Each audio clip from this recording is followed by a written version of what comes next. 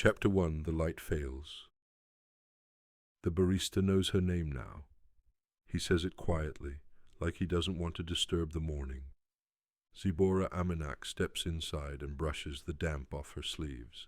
The cuff of her sweater drags against her wrist, rough, familiar. Warm air meets her first, then the smell of coffee, wet pavement, and something toasted. The place always feels hidden from the rest of the city, like someone carved it out of the noise and left it humming on its own. Same as yesterday? He asks. He's already moving, hand on the portafilter. A faint streak of chalk dust clings to his fingertips, the kind he gets from rewriting the menu every morning. His movements have the steady rhythm of someone who keeps small routines alive because they make the world feel sane. She nods, unwinds her scarf, folds it once, again. Her fingers snag on the worn yarn at the edge, an old split she knows by touch. Little things like that ground the room for her.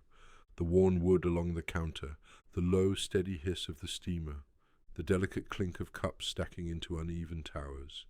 Even the condensation on the window plays its usual trick, running in crooked lines like pencil marks, softening in the rain.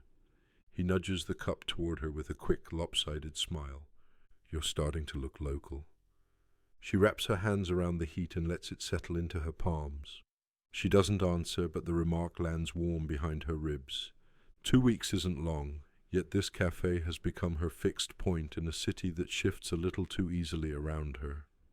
She reaches for her phone, coins waiting in her other hand. Her fingertips tap the screen. Nothing. Just her reflection hanging in the dark glass. Pale, ghosted, like graphite catching the wrong light. The lights above them dim, not a flicker, not a routine surge, more like the room inhaling sharply and forgetting to exhale. Every machine falls silent. The hiss of steam stops mid-thread. Music cuts off mid-note. Somewhere behind her, a cup stops vibrating, and the quiet rushes in with real physical weight. Nobody speaks. The barista looks up, brows tightened, his hand hovering over the dead machine. Another surge, he says, but doubt cracks his voice. Pay me next time. Sibora stands there, warm cup in her hands, and the cold certainty that something is wrong. The silence feels dense, heavy enough to press against her skin. She steps toward the window. Outside, the street holds the same stunned stillness. Traffic frozen mid-motion, cars paused in half-turns, cyclists coasting to confused stops, people lifting dead phones like talismans that suddenly lost their power. A man in a business coat taps his smartwatch as if he can force it back to life. Nothing answers. Her pulse ticks faster. A tightness rises in her chest, the same one she felt years ago when her father warned her that the worst disasters start quietly, not with explosions, but with the sudden collapse of the familiar. She squeezes the cup until her knuckles pale. The knit of her sleeve scratches lightly against her wrist. It steadies her. She breathes once, then steps outside, into a city that suddenly feels like it has forgotten its own name. The moment she crosses the doorway, she feels it. Nothing dramatic, nothing cinematic, just wrong. The canal sounds louder than it should, as if the city has stepped back and left the water to speak for it. The usual morning rhythm, bicycle whir, crosswalk chimes, distant traffic, has thinned into something pale and hollow. A cyclist coasts past her, one foot dragging lightly on the ground. His e-bike display blinks twice, then dies. He brakes awkwardly, more confused than upset. He taps the touchscreen, frowns, then shrugs in that Danish way reserved for minor inconveniences. Okay then, he mutters, wheeling the bike toward the curb. Someone beside him says, probably the grid again, with a half-laugh that never reaches his eyes. A bus sits crooked in the middle lane, angled like it lost confidence halfway through a turn. Hazard lights dead. Interior dimension. Passengers crowd toward the front, but the driver is already working the manual lever for the rear door. His jacket creases at the elbows. His hands look tired but steady. One at a time, he calls out. Calm, firm. the kind of Danish tone that asks politely but expects obedience. Watch your step. A woman holding a toddler hesitates. The driver reaches out and helps her down with the professionalism of a world that's supposed to be functioning. The tension in his shoulders says otherwise. Sibora watches, coffee warming her fingers. The knit cuff of her sleeve scratches her wrist as she tightens her grip. She can feel her heartbeat where the fabric presses skin. A man in a bright windbreaker stands nearby, phone lifted toward the sky like he's waiting for a signal to drip back into it. Still nothing, he says to no one in particular. Network's entirely gone. That's new. His friend answers, energy grid must be down, maybe a substation failure. There's comfort in naming the familiar. Across the street, the pedestrian light is blank. People hesitate, unsure whether they're allowed to trust themselves to cross. Two teenagers eventually dart across, laughing at their own defiance. Their sneakers slap loudly against the asphalt in the quiet. Cars behave strangely. One hybrid has rolled to a neat stop by the bike lane. The woman inside keeps trying the ignition anyway, turning the key slowly, listening to the emptiness. Farther down, another car coughs back to life for a single moment, a spark of hope, before dying again. The driver covers her face with her hands, then composes herself, gets out, and starts pushing the car toward the curb with gentle, stubborn determination. She refuses to dramatize her own misfortune. A delivery van sits idle near a bakery, back door half open. The driver stands beside it, holding a paper list that flutters faintly in the breeze. He doesn't know where to take his cargo, or whether the day is still happening. He meets Sibora's eyes, gives a helpless smile, then returns to rearranging boxes that no longer matter. A knot of people gathers outside a convenience kiosk. The door is propped open with a crate of bottled water. Inside, the shopkeeper keeps pressing the same button on his dead debit terminal, as if repetition might remind the machine of its purpose. A young woman with a basket full of sandwiches and fruit waits patiently. The shopkeeper exhales sharply, then waves her through. Just take it. Pay when the system's back. Her relief mixes with embarrassment. Are you sure? Go. There's no point in everyone standing here. Others follow. Some leave coins. Most don't. Nobody argues. Sibora sips her coffee. The warmth hits her empty stomach with a small ache. She watches a man in a suit bend over an electric scooter, poking the dead display with two fingers, as if accusing it of betrayal. When it stays black, he gives a short, humorless laugh and walks away with his hands in his pockets. All around her, people are being reasonable. Polite confusion moves through the street in soft waves. Annoyance, mild worry, forced jokes, and the shared assumption that whatever this is will fix itself soon. But underneath it, Sibora senses something else. An absence. A silence with weight. The kind her father once talked about. The kind that arrives before you understand that something has ended. She looks down at her cup. Her fingers have gone white from gripping it too hard. She loosens her hand and feels the knit cuff brush her skin again, grounding her. The world looks the same as it did 10 minutes ago, but the textures feel sharper. A police officer bikes slowly past, checking intersections. His radio hangs useless on his vest. He tries it once, gives up, and keeps pedaling. His expression stays steady, but the way he scans the rooftops reveals a concern he hasn't spoken aloud. Sibora starts walking. Not because she has a plan, not because anyone else seems in a hurry, but standing still feels wrong, like waiting for something that won't introduce itself. The city around her feels unsteady, its rhythm off by half a beat. She picks up her pace, not enough to look alarmed, just enough to feel the pull in her legs and the faint sting of breath. Behind her, Nyhavn keeps pretending it's all a minor inconvenience. Ahead, the quiet stretches long and straight, like a corridor she somehow recognizes. She turns toward her apartment, the knit cuff brushing her wrist again, her heartbeat climbing. She doesn't know why moving feels necessary, only that it does, and that the silence behind her feels heavy enough to crack. By the time she reaches the green-painted building where she lives, her pulse has settled into a steadier rhythm, though something in her chest still sits slightly crooked. The street behind her remains oddly muted. Even the seagulls sound unsure how loud they're allowed to be. She leans into the front door. It sticks from the rain, then gives way with a long, tired creak. Inside, the stairwell smells like it always has. Dust, old varnish, and a faint sweetness from drying wood. A century of footsteps pressed into every board. She pauses at the bottom step, staring up the twisting staircase that runs through the building like an old spine. For a moment she remembers the elevator hum from her childhood in Nuuk, the metallic chime, the soft vibration under her feet, the tiny breath before the doors slid open. But this building never had one. The first time she saw the staircase, she'd laughed. 5 floors with no lift, Copenhagen's stubborn idea of charm.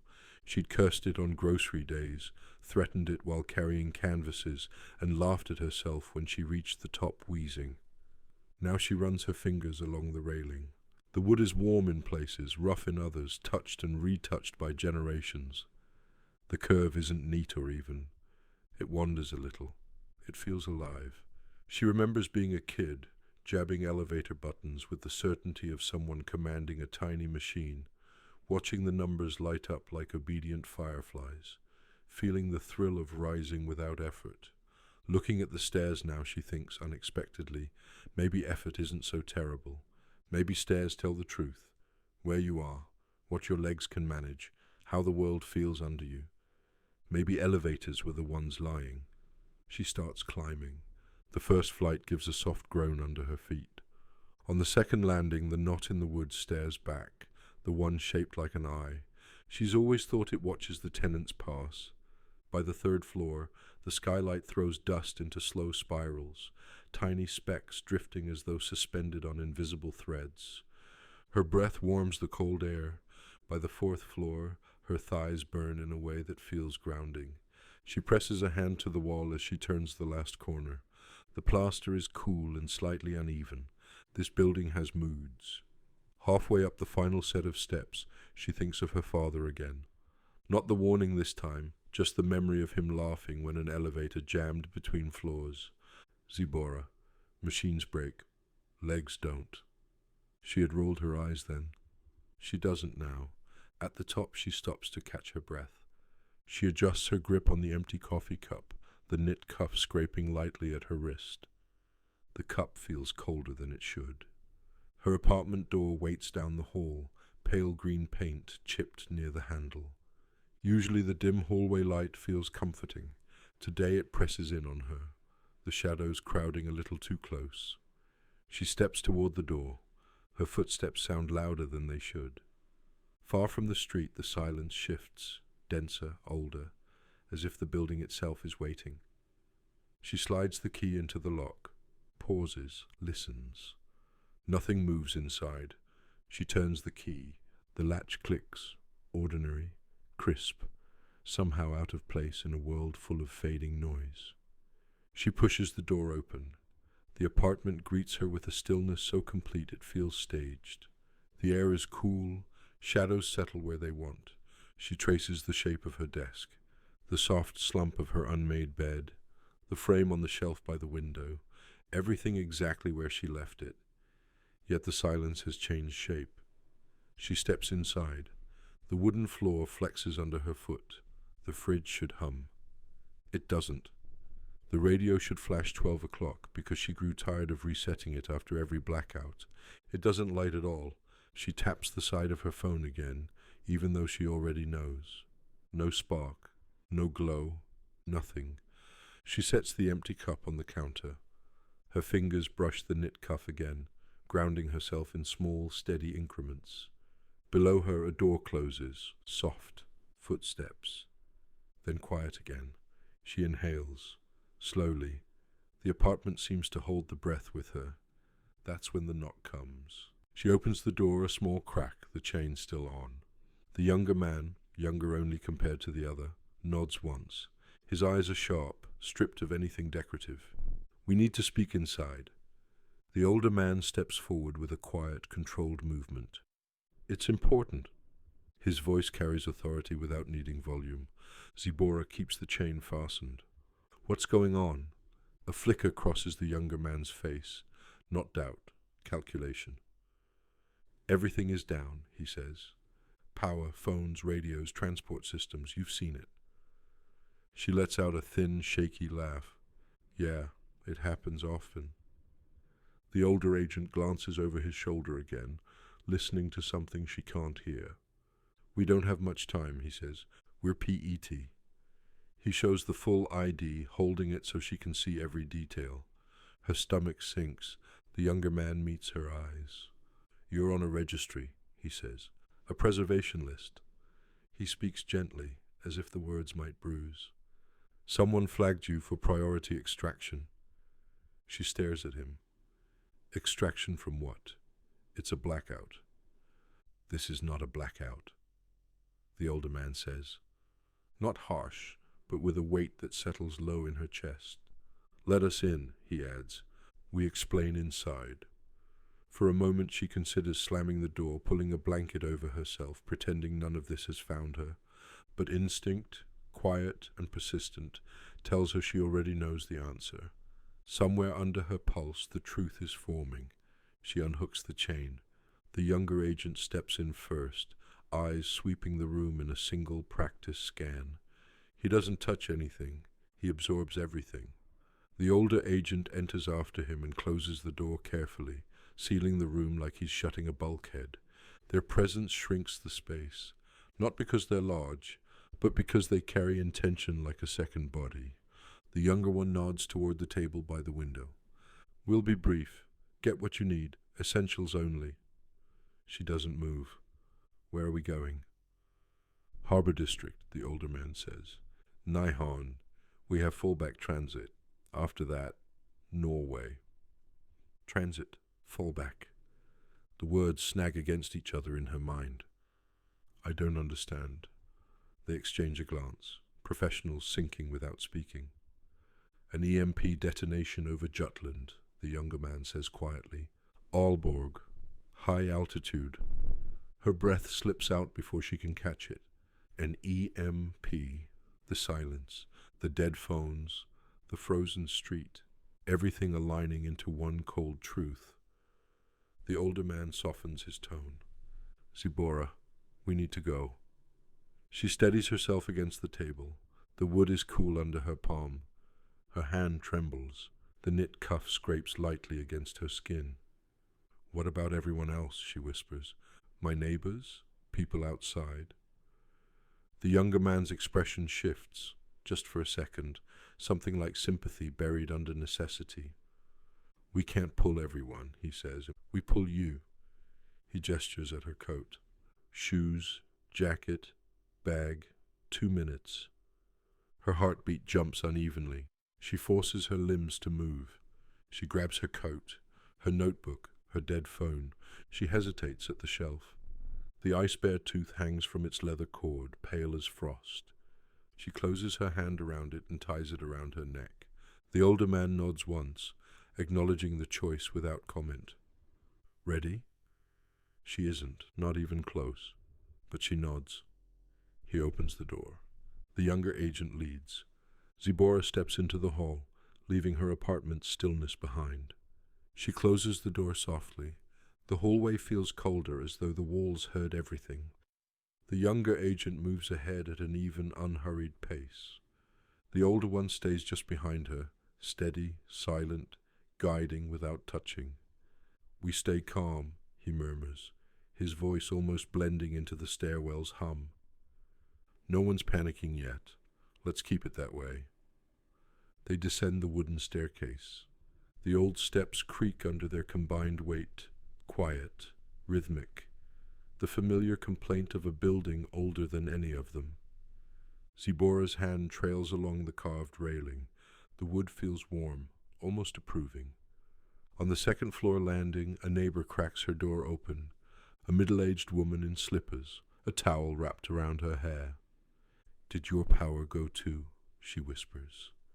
The younger agent gives her a practiced, polite smile. Yes, ma'am. Grid issue for the district. Engineers will manage it. Best to stay inside. His voice is so normal it nearly convinces Sibora too. The woman nods, reassured, and closes her door. They continue down. Do people know? Sibora asks quietly. Not yet, the older agent says. Most will assume a technical failure. With these grid drops happening almost weekly, the truth takes time.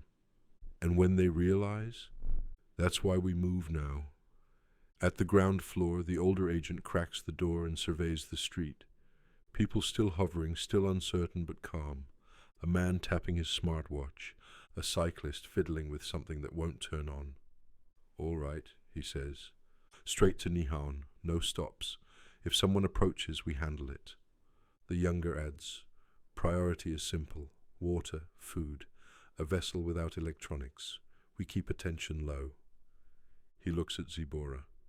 You stay between us or just behind. Don't drift. She nods. Her heart beats too close to her throat, but her breath stays steady.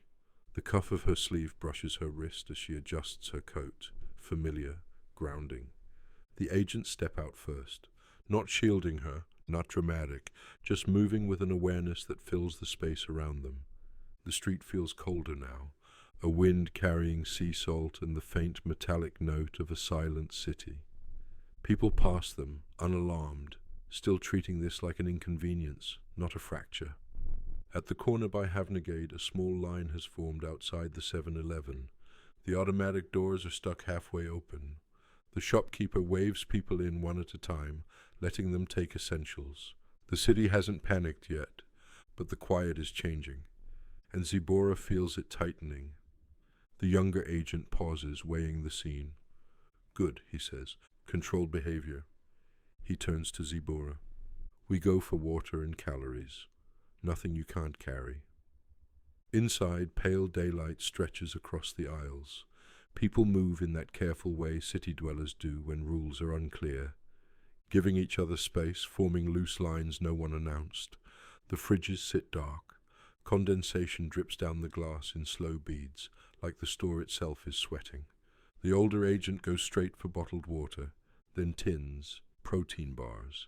His hands move efficiently, no wasted motion. Sibora reaches for things automatically.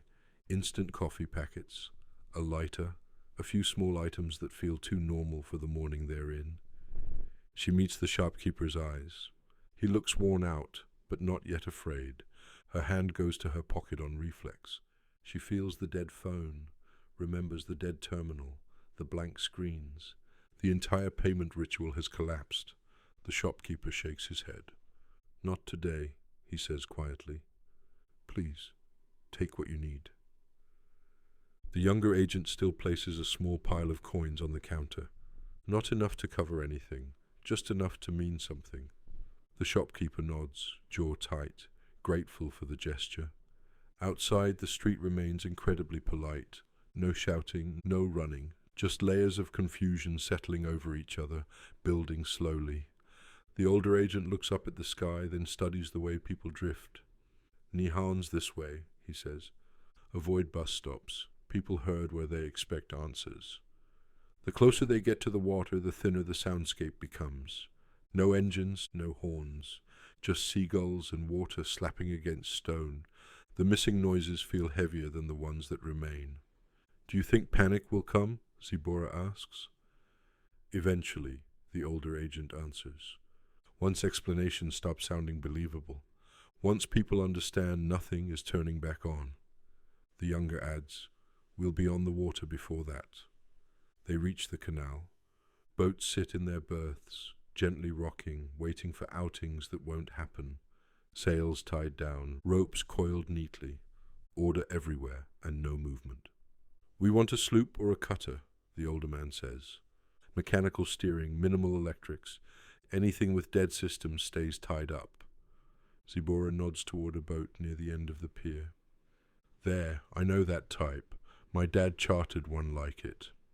For the first time, both men show a flicker of relief. Good choice, the older one says. They walk toward it without rush. 3 ordinary figures on a pier. No one gives them a second glance. In a city still convinced this is a glitch, calm bodies look unremarkable. The younger agent works the bowline free while the older checks the rigging and hardware. Sibora moves aft, her muscles remembering more than her thoughts do. how to step, where to brace, how to handle a rope without tripping over it. The keel stirs under them as they climb aboard. "Well done," the older man says low. "Orderly, quiet, no eyes." The younger agent draws in a breath, nods once, then glances northeast, where the horizon is beginning to smear with mid-morning light. "Let's move," he says, before anyone understands what they're actually in. They shove off. The hull slides free. Wind finds the first fold of canvas and fills it with a deep, patient push. The boat leans, then rights itself and starts forward. No one on shore seems to notice the moment the city lets them go. Only Sibora looks back, one brief, searching glance at a Copenhagen that still believes this is temporary. She turns away before the city can argue. The boat glides from the pier so softly she almost misses the exact instant the land stops holding them. Wind slips under the sail, stronger now, giving it a full, steady curve. The hull tilts and settles into its line, moving east along the canal. Nyhavn slides past like a painting with the saturation turned down. Yellow, red, and blue facades dulled by the absence of electric hum. The buildings seem to lean in, listening for something that will not come. People along the quay still behave like they're waiting for a fix. A man sits stubbornly swiping at a dead phone. A couple murmurs through an argument too quiet for the day. A waiter stands outside a restaurant, tray of glasses in hand, frozen by the question of what a workday is without power. No one looks at the departing sailboat. To them, it's scenery. The younger agent keeps his head low, trimming the sail with crisp, practiced pulls. The older man stays at the tiller, his gaze flicking over bridge arches, balconies, other hulls. Sibora sits by the starboard rail.